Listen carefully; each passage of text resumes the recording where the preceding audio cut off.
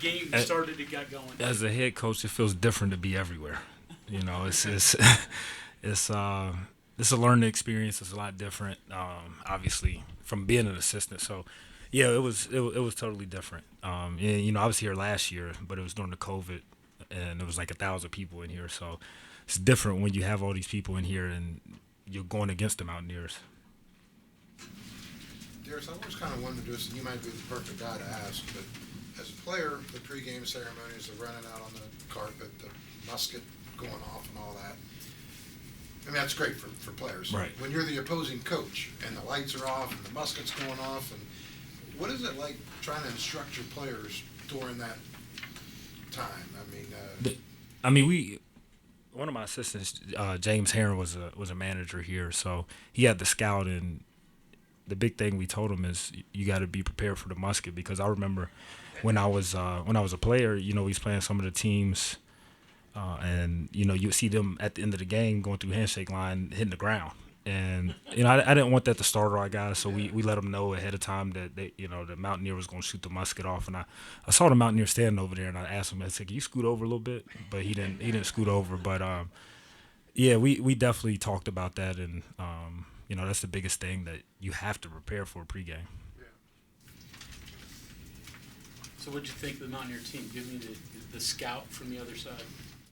Yeah, I mean, when you play against one of Hugs' team, you already know what you have to prepare for before you even look at them.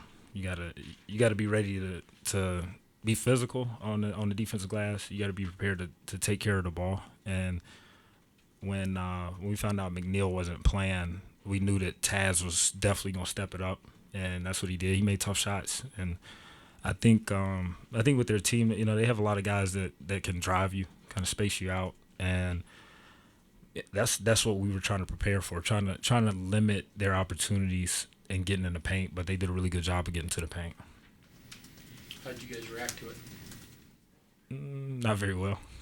Not very well. We did and we've been plagued by turnovers throughout the year, and our challenge is now is to just get different types of turnovers, and the turnovers that lead to what we call as touchdowns are the ones that kill us. And you know, I think we had too many of those today. Darris, it seemed like you guys thought that you could dribble and score on them, and then maybe be physical with them on the glass. Something that you just pick up, or is something? I mean, about West Virginia, or is that something you guys intend to do every game? You know, that's kind of how we play. We you know, watching film, and I watched some film from last year against West Virginia played Texas, and early on they struggled with kind of the step up ball screen, so we wanted to start doing that early in the game, and you know, they kind of figured it out, and you know, then we started running some 5-out open post stuff, and I mean, we just knew they was going to be a great defensive team, and the biggest focus for us was getting over the press break, of taking care of the ball when we get over half court. Darris, when you spoke to the team, what did you tell them? Which team? I spoke to both teams. You spoke to both teams. Yeah. Not together, though, huh? No. When you went into the other locker room, into the West Virginia locker room. I just told them, I said, look, I don't know what Hugs is going to come in here and say. I said, he's probably disappointed. I said, I know him. I said, but you know what? The thing I learned about playing for Hugs, if you listen to the tone instead of listen to the message, you have no chance. And I said, this is a dude that helped me get to where I am, changed my life. I said, so whatever he's telling you is the truth. But the only way you're ever gonna get better is if you can accept the truth. And you know, I don't know, that I think they appreciated me coming in there, and I just felt that, you know, they might need to hear it from somebody else that went through it. Darris, Taz Sherman was saying that he got a chance to talk to you for a few minutes, I guess at some function in the off season or something like that. Can you kind of, you know, give us, you know, from the opposing coach point of view, scouting him, looking at him, you know, get to know him a little bit like you have. What does West Virginia have in Taz? I mean, seeing him last year when I was at Florida to this year, I think he spent the summer really working on his overall game.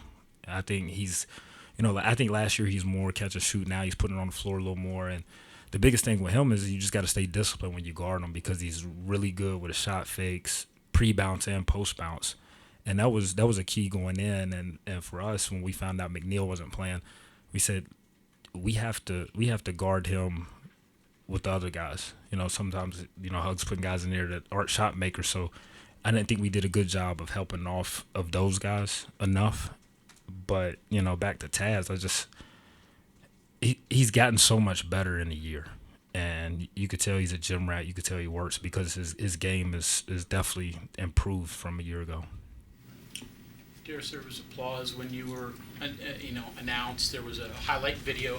I didn't see that. Yeah, I was wondering, did you appreciate it? Did you see the video at all? I had no idea.